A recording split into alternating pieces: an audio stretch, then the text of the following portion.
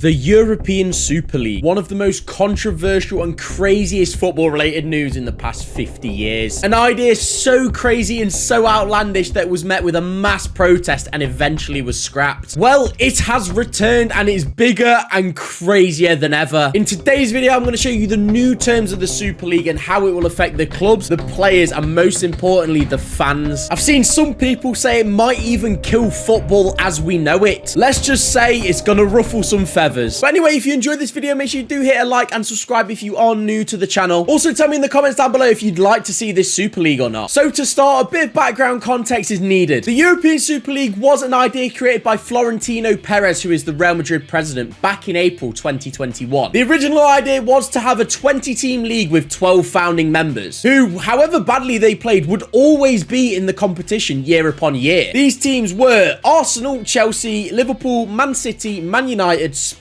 AC Milan, Inter Milan, Juventus, Atletico Madrid, Real Madrid, and Barcelona. That was a lot of words to say. And this competition wasn't aimed to rival the Champions League. And if you can remember back in 2021, this caused an absolute uproar in the world of football, and it created a worldwide conversation. However, the plans quickly collapsed after mass fan protest, especially in England. And there was also a lot of pressure from the governing bodies. Big up Big Bojo, by the way. It was about the only thing he did that was good for our country. And also, the respective leagues also threatened expulsion for these clubs. Eventually, supporter protests forced all the English clubs out, as supporters literally ran into the stadiums and sat on the pitch and would not move anywhere. After all the English clubs backed out, soon followed both Milan clubs, and Atletico Madrid followed suit. However, Juventus, Barcelona, and Real Madrid remain committed to the cause and are today's villains in this story. Now, I don't want to say anything, but when you look at those three clubs, they all have one thing in common, and that's dodgy finances. So you should just keep that in mind. Anyway, that was all back in 2021. Let's get to present day 2023. The date is the 9th of February 2023, and A22, who is thought to be the company behind the Super League and funding it, released a statement saying that they want to start the league back up again, but this time it's a lot different. There is potentially up to 80 teams involved with a multi-divisional format. So I'm going to assume this is similar to the English pyramid system with the Premier League, Championship, whatever. There will also be no founder clubs or permanent members, whatever you want to call them. So I'm also going to assume there could be relegation and promotion in this 4-divisional league. And finally, there will be at least 14 games per team per season. And this competition is going to be an open format, so anyone can join and anyone can leave. And it's also thought to rival the Champions League again. Now you know what the new plans for the Super League are. How is it going to affect football? They've got a planned schedule of the 2024-2025 season. Interestingly, this is also the same season the Champions League structure is meant to change. Firstly, we will see a drastic drop in the quality of the teams in the Champions League, Europa League, and the Conference League, due to the fact the Super League will have a much bigger prize pool than the Champions League. So big, in fact, that the teams would be silly to not join the Super League if they're offered the chance. Each team in the Super League is projected to make at least £100 million. To compare this to the Champions League, the winner of the Champions League gets £20 million